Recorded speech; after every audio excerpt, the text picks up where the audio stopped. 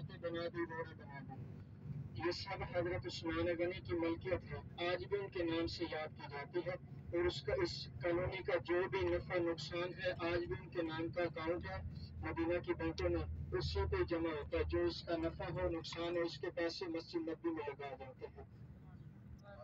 और अब इस सब हाजी अपने उल्टे हाथ पर ही तवज्जो रखेंगे। आपके उल्टे हाथ पर एक पहाड़ आएगा, उसके ऊपर एक घर बना होगा। इस पहाड़ का नाम जबली जुर्फ है। ये वो जगह है जिस जगह कयामत के नजदीक काना दजाल का नजूल होगा।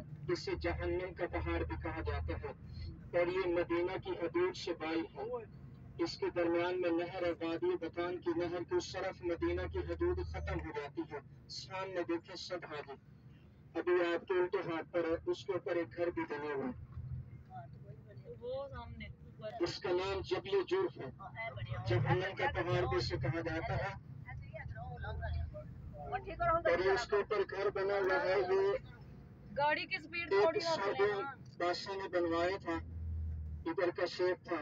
जब उससे पता चला, उलमा कराम ने बताया, इसका नक्शा निकाला गया, तो इसके अंदर एक दिन भी किसी ने रहश नहीं की, यह बिल्कुल खाली है उस दिन से। और इंशाल्लाह जिस बाग के अंदर हम जाएंगे ये हजरत उस्मान गनी से निस्बत रखता है, 10 से 15 मिनट का स्टे होगा। आप जैसे सब हाजी नीचे उतर के अंदर जाएंगे, वहाँ खजूरें सेल करके एक साइड पे उनकी तरफ से सब हुजाजी कराम को इजाजत होती है, आप तबर्रुक के तौर पे एक एक खजूर खा सकते हैं।